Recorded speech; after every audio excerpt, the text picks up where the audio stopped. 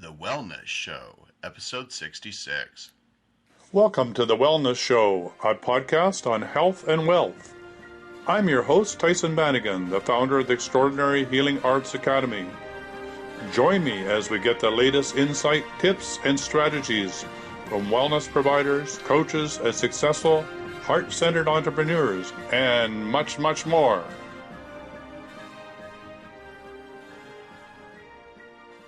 All right, welcome to the Wellness Show, and today I have Leslie Flowers on the call today, and we're going to be talking about the power of effective masterminds. Now, this is a buzzword that's going around everywhere I look anyway, is join this mastermind, or the power of mastermind, or mastermind to millions, or whatever. It seems to be the latest buzzword approach to, instead of group coaching, everybody's using the word masterminds. I happen to be in a few myself, so I'm really curious to know from your point of view. I know you've been doing this a long time, so first of all, give us a bit of sense of who you are, and then let's talk about what is this about, this mastermind process. So first of all, Leslie, welcome, and who are you anyway? Well, what a great question. Well, my name is Leslie Flowers. Good start. Who I am, and who I am is a trailblazer for women in business, a truth guide, and an SME in performance, achievement, and mastermind. So that's a whole lot, isn't it? Well, that's a lot of words.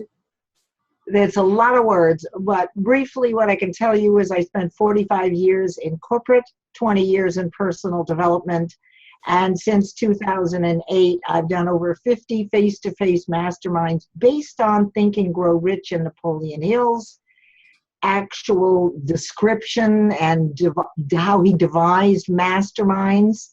And the result of that is some 10,000 hours. So it includes a number of his works that I teach in my masterminds, and then I do the traditional hot seat as well.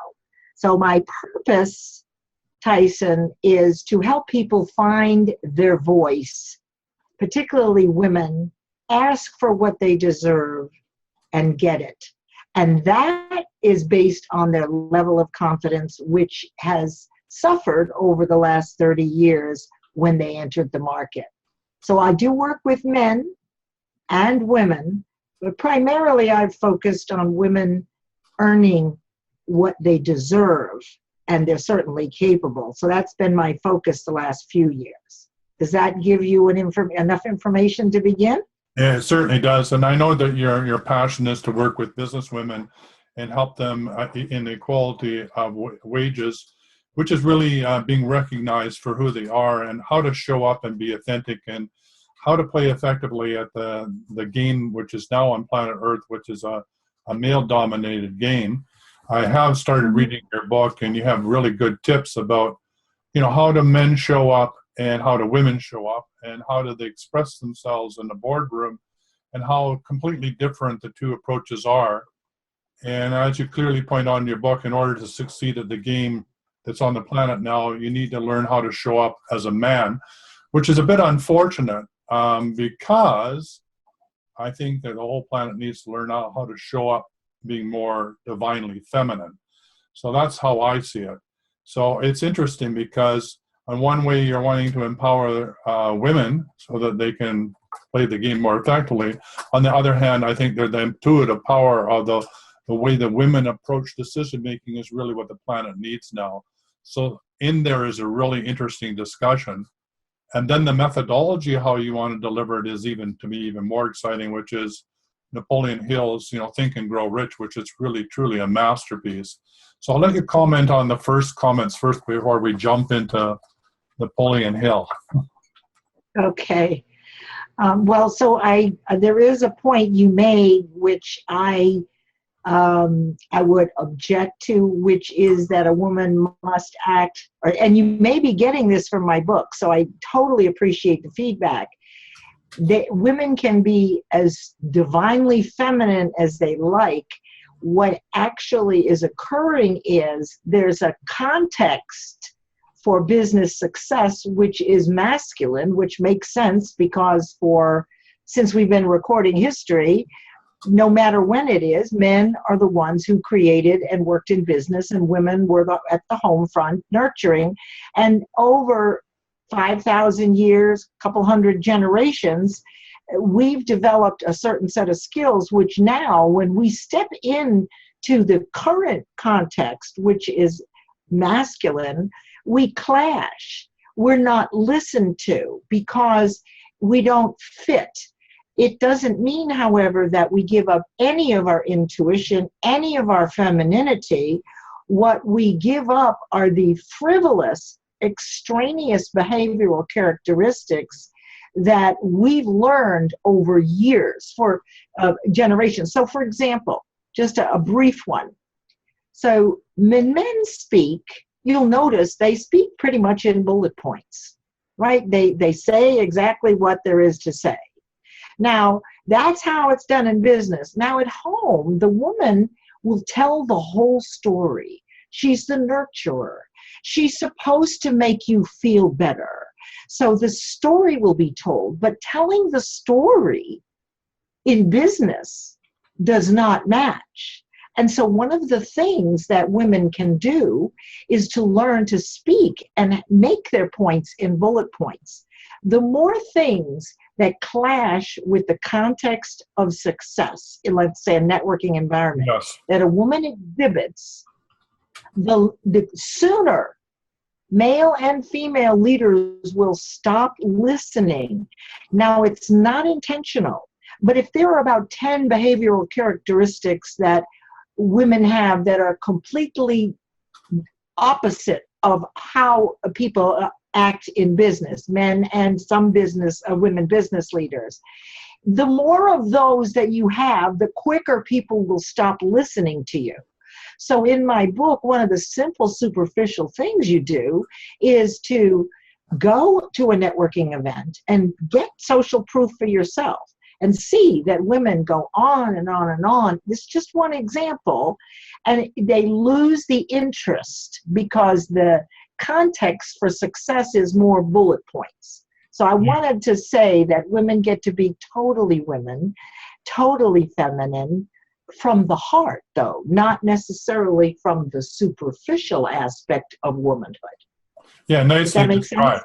Because you go on in the Thank you. book and talk about other things like how men stand with a shoulder width apart and they don't move, and sometimes they cross their arms, sometimes they put their hands in their pocket if they want to be relaxed, or they put one. You don't say this, but they put one foot forward to really set their pace, and a woman tends to be moving more, or sitting, crossing, uncrossing her legs, fidgeting, just because that's the way she deals with the energy, where the man is more like rock bottom, solid. And so for a man to see all this movement happening is very disorienting for them. It's hard for them to focus, and they lose the attention of the moment. So that's another example of what you're saying, learning the delivery methodology, but not changing the heart of your intuition and where you're coming from. Correct. But showing up in a way in which you'll be heard and recognized for who you are. So yeah, I honor Yes. great tips. And Thank you. I love the fact that you wanted them to monitor in their next situation in another boardroom or at a social event how this plays out. That's right. So they can document that for themselves. So yeah. And then they pick one. Yeah. And it doesn't even have to be the most challenging one. They recognize it with what other women are doing in a networking situation, and they go, oh, well, okay. You see, they simply become aware of the behavior, and by modifying it purposely, you begin to influence people around you, and your results improve. People begin to listen to you. So it's making women aware of some of the real simple things that they can do, so that, like you said, they can be recognized for who they are. You're completely authentic when you're doing these things, because who you really are comes from the heart. All the superficial things are a product of all these years, right? The jewelry and the hair and the lipstick and all those things that we do at home, managing home, they simply need to be modified so that you're like a chameleon in business. But the power comes in purposely modifying it. Yes, that's really true. So let's move on to the topic that I find really interesting. Not that that isn't interesting, because I know we could spend the whole show around that about Good. are we ushering in the divine feminine into business, and isn't this a new way in which to do business on the planet, where we're coming from our heart and with passion, and before you know it, the whole half hour would be gone, and maybe that's how we spend a whole show. But really, I think the exciting part that you're bringing to bear is a whole new perspective on what a mastermind is all about. And there's some real beliefs out there that it's really, we can take a group coaching program and we can stick on top of it the word mastermind, and somehow it's going to sell better. And really it misses the whole point of what a mastermind is and the power that comes from leading a true mastermind. So those are the sorts of things on this call I'd like to begin to touch on. So having done it for 10,000 hours, you have, I'm sure, some good insights into what are the key components of a good mastermind. Yes. I'm having just a little trouble hearing you, Tyson. I trust our audio is okay. Can you hear me all right? Yeah, I can hear you all right. Yeah, I can. Okay, good. Okay. So there are certain essentials for mastermind. After reading Think and Grow Rich some 80 times, first you just have to understand that it is the Bible for setting and achieving goals. So, you know, achievement, we don't set goals and achieve them very well because we haven't been taught those things. And that's one of the things that Think and Grow Rich did, and Napoleon Hill did, was actually create standards for setting goals where you actually achieve what you want. But in Mastermind, Napoleon Hill says that when two or more people come together, that is a mastermind. And that's the simplest form. However, when you're conducting a business mastermind, one of the main things is that everybody agrees to a set of standards. And I found, I do this with both men and women, and particularly with women, because one of the things I've learned is that women have several different social behaviors that they bring into business, where men have already distinguished them or segmented them. And so what happens very often in groups with women, and sometimes men, is that the business is lost and replaced with perhaps some unkind, flippant social behavior. So the first thing is in my masterminds that you agree that you will only be looking for the greatness in others, because based on the law of polarity, there is good in everyone. And our issue is in our society, we're so busy looking for the negative, and we find it. But what's magical is that you can also train yourself to find the good in everyone, and the size of the good doesn't matter. That would be the law of relativity. How much goodness a person has isn't the issue. It's that you can reframe your thoughts, and rather, when you catch yourself thinking something negative, you're only looking for the positive. What is it that the other person needs to be successful? The other thing is that greatness in yourself is a muscle that grows in direct proportion to its use. I'm the mirror of your greatness, and you are the mirror of mine. If I train myself to only find the greatness in every person because I know by law it has to be there no matter how small, then the muscle, if you will, of greatness will grow in direct proportion to how often I use it. So It's not about what doesn't work, but it's about how can we help our mastermind partners step into their greatness and be successful? What's missing, the presence of which would have them be more great? So that's the first. So yes, we become champions of each other, right? We absolutely encourage each other to our greatness, even beyond our ability to see our own greatness. That's why we're in the mastermind, is to bring out the best in each other. So that's an important point. I like that. So what's another one? Well, another one, everybody has to agree that they will do that, and there need to be parameters. So if you're in a mastermind, you want to know when it's going to begin, when it's going to end, what is expected of you. I have mantras that I read. You meet at specific times, and people are committed.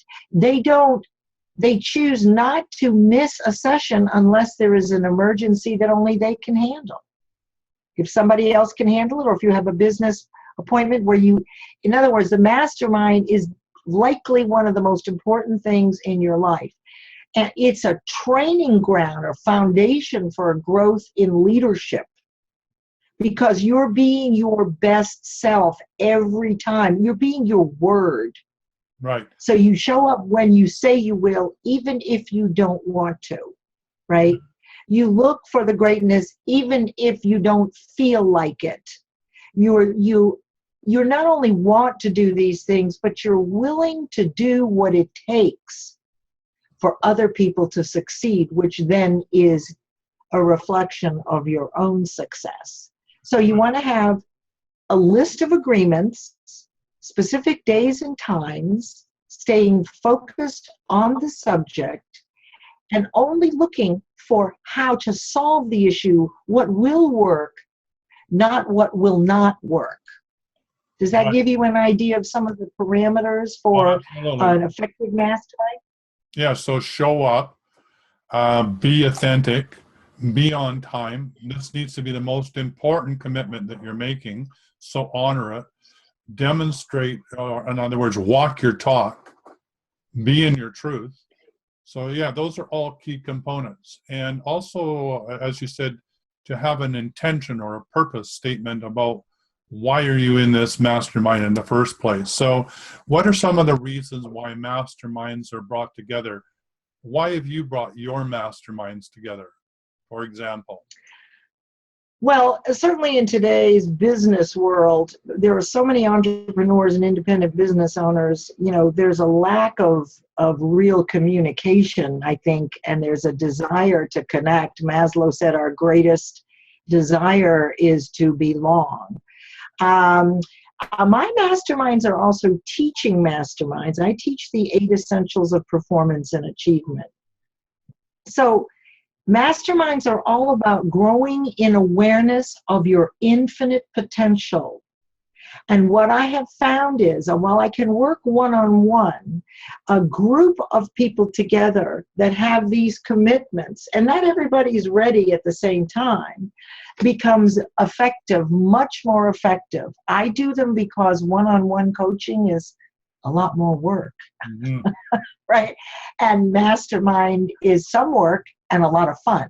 Yeah. So that's part of the reason why I do it. And there's relationships that will last and have lasted for years, because when you're in a group and you're always looking for one another's greatness, through constant successes, small, large, it doesn't matter, your confidence grows. Confidence is another one of those muscles that grows in direct proportion to its use. There is trust. There has to be trust, and particularly with women.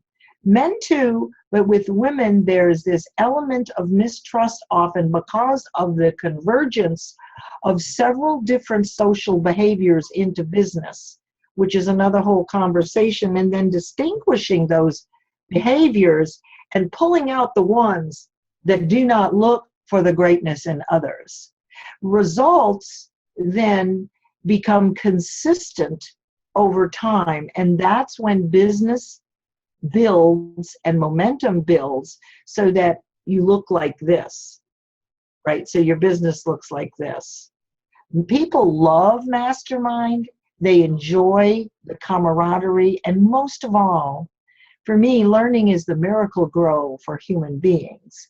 And so when I teach the principles of success and universal law, the 8 essentials of performance and achievement, pare it down into 21st century bite-sized nuggets of taking those elements and actually applying them into your business. Then we watch as we prove faith in the principles and the universal laws, and we recognize them, even seeing things show up that we once would have called coincidence, but now we're very clear that we are the source of what's showing up in our life. And you're happy in a mastermind. You're happy. And what happens in the mastermind, an effective one, it is the foundation for living a life large, and it bleeds into all areas of your life. So it's kind of like the proving ground, right? Integrity, being your word, influencing the outcome, understanding how to create a belief. All of that knowledge and practice grows you into an exemplary human being. And that is who you are. So you show up that way everywhere. I like that. Is that helpful? Yeah, absolutely. So you need to be champions of each other's successes. You need to celebrate the success because your success is their success and vice versa. In this group becomes partnerships and relationships that extend for lifetimes. And you get to be joint venture partners with each other because lots of that. Where you're coming from and where you're going to. You get to be in your integrity and in your authenticity, and you have a group that can call you out in a loving way if you're not showing up in your authenticity. But the other part of what you're talking about that I'd like to shift gears just a bit is you've done a cultural translation of Think and Grow Rich to take out the 1930s, 20s, and putting it into modern language in a way in which we can apply it in our day-to-day. So you want to talk about that? Because that was really a body of work that you had to spend some time on and digest and translate. Correct? Yes, I'll tell you. I didn't really know why I loved Think and Grow Rich and why I loved facilitating it. Just think about, it's kind of a purple prose, rough, lots of extra words, hard to read. Why do I like this stuff? And I was doing masterminds and teaching this, and then I found out about the wage gap, and I really got the tap on the shoulder and the whisper from the universe that the reason I had become an expert in this material was to translate it into 21st century terms for women to quickly understand and assimilate and then apply these principles that men have been using without realizing it for centuries. So that's why the context is successful. The principles of success came through an evolution, and I believe that men have it inherently. They just know these things. So my goal was to take this work because I'd written 75 teaching pieces, another book, a book that part of it was about Mastermind, and I had the content. I have millions of dollars worth of content. It really came from the universe. When I wrote the book and translated the principles of success into 21st century language for women, it really wasn't me, Tyson. It just flowed. And you've heard the woman who did Harry Potter. Most authors will tell you they didn't write it. When you become context competent, that is, that you can speak to any group and actually the information before it hits the airwaves from your mouth or your brain, mind, reshapes to the listening of your audience. So by the time you have that many hours, you don't have to practice anymore. Right. It just comes to you. And so what I learned about women is they have too many things on their plate. Well, in Think and Grow Rich, one goal at a time. So in my masterminds, we do quarterly goals. And the biggest challenge is, but I can do this and this and this, because yes, we can do all those things, and women particularly, but it's not effective in business. Right. One thing, every quarter I speak with every one of my clients and we weed out what isn't right for this quarter. So there are a number of things that in goal setting, that's another thing. Excuse me. Men and women don't know how to set goals. Only about 5% of people actually. In your book, What you there? really made a point in your book about one thought at one time. And that when it comes to planning, it's don't get stuck on the how, it's the why. Where are you going? Not how do you get there. And in fact, you're lucky if you know the first 2 steps. That's enough. But take those steps knowing that you will be guided, or intuitively you'll know the next steps.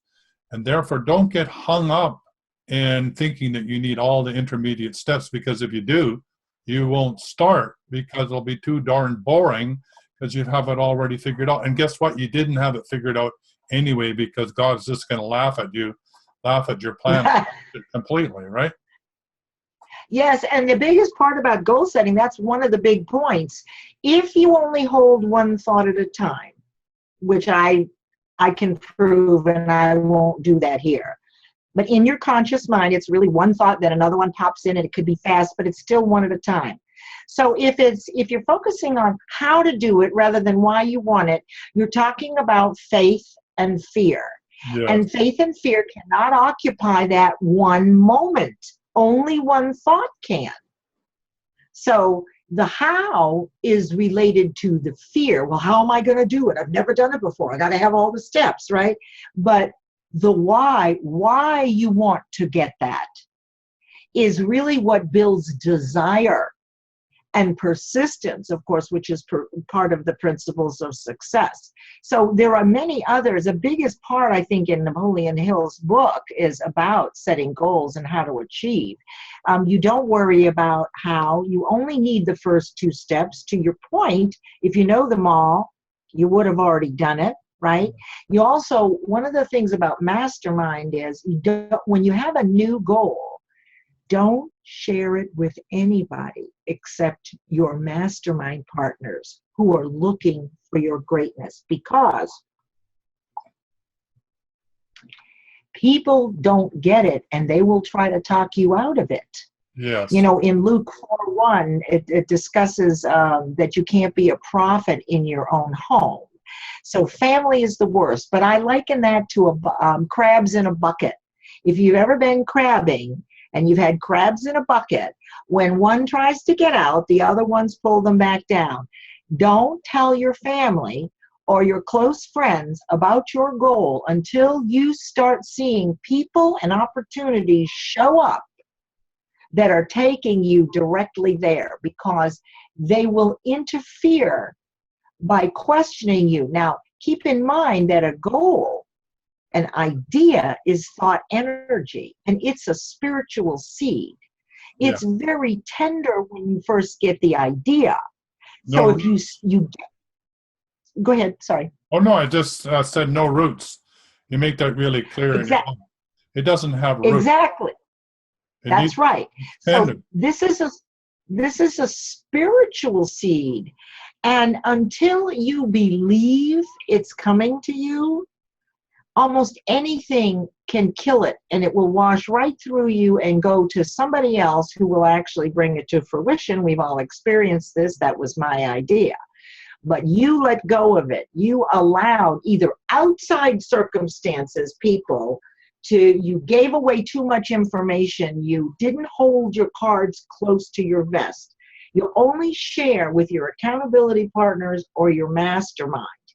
Now, there's 3 steps to gaining faith, and you get to watch it as a human being. First of all, you start believing that there's an opportunity, a chance that this could actually happen. And then when things start showing up, then you actually have a firm opinion, because you're starting to see things that outweigh coincidence. And when you get to the point where you know that you know that you know it, you can tell anybody anything about it. They can say what they want, but you know it's on its way to you, then you can share. Yeah, you're on So at that point. You have to nurture that little seed, but that's all part of the transmutation of radiant energy. It's really 4 steps from taking thought energy and turning it into physical form. Yeah, and that's the hardest part.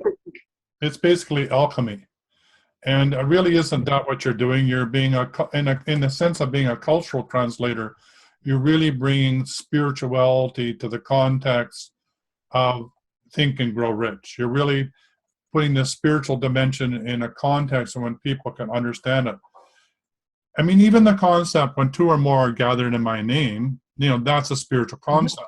The whole basis of a mastermind is, to be quite honest with it, you could say it's serendipity, or you could say, or you could just say it's magic, or because it is. There's an element that's beyond the human ability to predetermine what's going to show up, because when you 2 or more are gathered, you're allowing this incubation to occur, and what we would call magic happens, right?